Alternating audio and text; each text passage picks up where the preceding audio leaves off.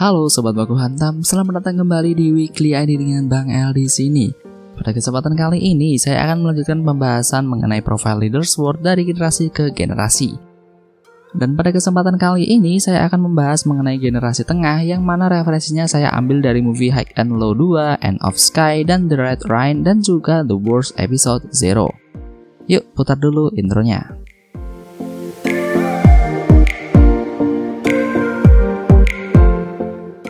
Yang pertama ada Sanno Rengokai yang pada era ini masih dipimpin oleh Cobra. Dan lagi-lagi pada era ini, kepemimpinan Cobra di Sanno dan juga sebagai pelindung kota Sword kembali diuji. Pada movie The Red Rain kita diperlihatkan kalau Noboru sudah kembali ke Sanno. Di mana waktu itu dia membantu Amamiya Brothers untuk mengungkap isi flash disk yang ditinggalkan oleh kakak mereka. Dibandingkan dengan Yamato yang langsung naik darah ketika bertemu dengan Amamiya Brothers, justru di sini Cobra lebih tenang dan berwibawa. Karena dia sendiri sadar kalau mereka tidak akan menang melawan Kohaku di movie yang pertama tanpa bantuan Amamiya Brothers. Tapi dari sinilah konflik internal Sanno berasal, di mana beberapa anggota memilih mundur setelah melihat isi flash disk karena urusan pribadi. Seperti Tetsu yang ingin melindungi onsen milik keluarganya dan tidak ingin onsen tersebut dihancurkan karena harus berurusan dengan Koryu Group.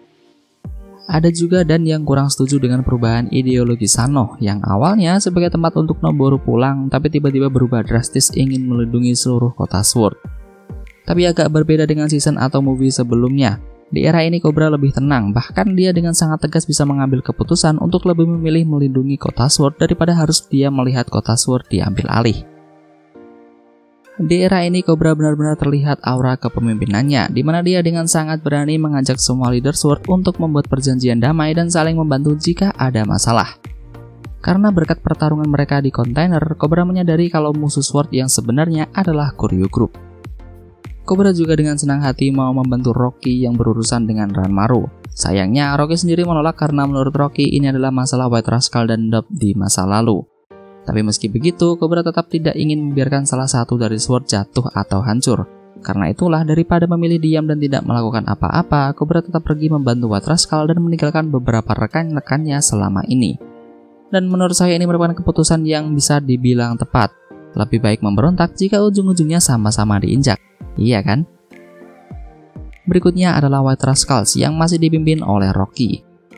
High and Low End of Sky memang menjadi panggung yang besar untuk Rocky dan juga White Rascals, di mana pada movie ini Rocky benar-benar dipush habis-habisan.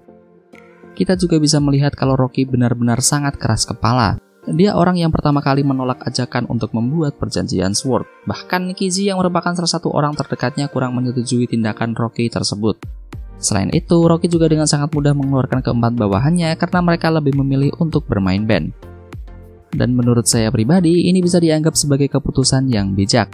Tapi juga bisa saya anggap sebagai keputusan yang memaksa dan egois. Tapi kalau melihat dari kepribadian Rocky, saya menganggap kalau keputusan yang dia ambil adalah keputusan yang egois dan memaksa. Alasan kenapa saya bilang begitu adalah saat Rocky tahu Jesse dan kawan-kawan keluar dari penjara dan membantu Ranmaru, harusnya Rocky mau sedikit menurunkan harga dirinya dan meminta bantuan pada kelompok Sword yang lain.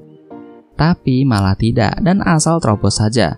Padahal Rocky tahu seberapa kuat Jesse dan seberapa gila Ranmaru saat itu. Dan itu berarti dalam hal ini dia pun tidak memikirkan nasib dari anak buahnya yang lain. Dan benar saja cuy, andaikan saja Sanno dan anggota Sword yang lain tidak datang, udah pasti hancur dah tuh White Rascals. Ya sekali lagi entah Rocky ini terlalu keras kepala atau apa, tapi emang nyaris semua keputusannya di era tengah ini benar-benar sangat merugikan bagi rekan-rekannya. Jadi bagi kalian yang mengagumi Rocky di era ini, mohon maaf. Karena bagi saya di era ini Rocky justru lebih parah dari season sebelumnya. Selanjutnya adalah Oya Kokoh yang dipimpin oleh Murayama Yoshiki.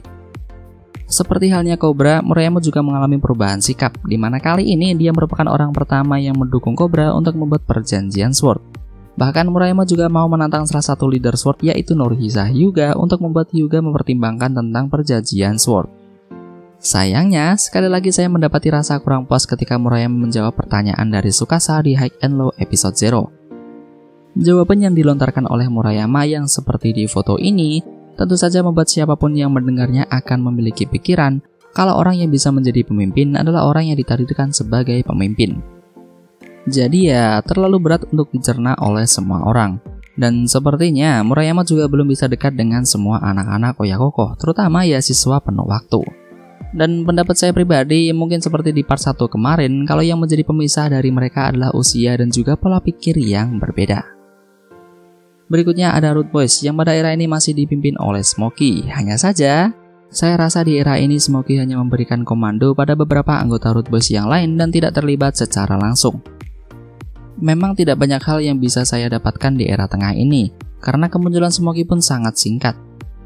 Tapi saya akan menyambungkan pendapat saya di part 1 yang belum sempat saya jelaskan.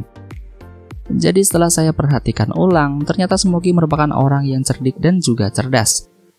Ada alasan kenapa Smokey dengan mudah menang melawan Yamato bahkan hanya dengan hitungan detik.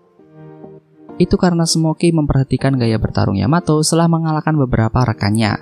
Kalau kalian perhatikan, Smokey melancarkan tendangan 3 kali ke arah Yamato, tapi Yamato masih bisa berdiri dengan tegak. Setelah itu, Smokey pun mundur dan digantikan dengan beberapa rekannya. Dan setelah Yamato mengalahkan 1 atau 2 anggota Rude Boys, Smokey terlihat tersenyum. Itu karena akhirnya dia menemukan kelemahan dan keunggulan yang terletak di kakinya. Inilah alasan kenapa Smokey menendang kaki tengah Yamato beberapa kali. Karena dia tahu disitulah letak kelemahan dari kaki manusia. Dan menurut saya, orang pertama yang menyadari adanya penyakit berbahaya di Mumegai adalah Smokey. Ini bisa kalian lihat dari ekspresi Smokey saat Eri batuk di hadapannya, dan ini terjadi di movie High and Low 2 End of Sky. Alasan kenapa saya bisa bilang kalau Smokey cukup cerdik adalah saat di movie yang pertama, di mana Rude Boys melawan Mighty Warriors. Smokey tahu kalau keadaan mereka tidak menguntungkan karena Ryu menggunakan strategi yang cukup ampuh untuk membuat Rude Boys kewalahan. Tapi Smokey menyadari ada sebuah tong berisi air dan memanfaatkan itu untuk membuat mereka mundur terlebih dahulu. Dan saya rasa cukup sampai di sini saja membahas mengenai Smokey, karena memang jam tayang Smokey di era ini sangatlah sedikit. Yang terakhir dari Daruma Ika yaitu Norihisa Hyuga. Pada era ini jujur saya malah sangat suka dengan Norihisa dan juga Daruma Ika. Kenapa? Karena dari sinilah kita bisa melihat perubahan besar dari sosok Norihisa yang ganas dan bengis di movie atau season sebelumnya. Berbeda dengan Rocky yang menolak mentah-mentah ajakan Cobra untuk membentuk perjanjian dengan Sword, justru Norihisa menolak dengan halus kalau ide yang dikemukakan oleh Cobra cukup sulit untuk dilakukan karena pada dasarnya mereka bukan rekan ataupun teman. Ada 2 momen lagi yang membuat saya lebih respect pada Norihisa, yaitu yang pertama adalah ketika dia menolak ajakan Ranmaru untuk ikut menghancurkan White Rascals. Padahal pada season sebelumnya saja Norihisa juga menyerang toko White Rascals secara langsung. Kenapa tidak memanfaatkan kekuatan tempur milik Ranmaru untuk membantunya menghancurkan sisa anggota Mugen seperti Sano? Dan seperti teori saya sebelumnya, kalau Norihisa sudah tobat untuk melakukan balas dendam. Dan yang kedua adalah ketika dia mau membantu White Rascals dalam perang melawan Dub. Meski apa yang kita lihat di film, Norihisa perlu dibujuk oleh Murayama terlebih dahulu. Tapi kalau kalian perhatikan percakapan Murayama dengan Norihisa kala itu, Murayama tidak mengatakan kalau dia meminta Norihisa untuk menyetujui perjanjian Sword, melainkan untuk mempertimbangkan perjanjian Sword. Itu artinya, entah Norihisa setuju atau tidak, pasalnya tidak bergantung pada duel mereka. Jadi entah menang atau kalah, pada akhirnya keputusan tetap ada di tangan Norihisa. Ada satu hal menarik lagi yang saya temukan di High and Low The Worst episode 0, di mana Murayama kembali ke Oya Kokoh. Sebelum dia bertemu dengan Tsukasa, Murayama mengeluhkan kalau pukulan dari Norihisa membuat Murayama kesakitan. Padahal kalau kalian perhatikan lagi, Murayama jarang sekali mengeluhkan rasa sakit ketika dia dipukul saat berduel. Saya nggak bilang nggak pernah ya, saya bilang jarang sekali. Kecuali kalau dipukul pakai benda tumpul, misalnya ya pipa besi.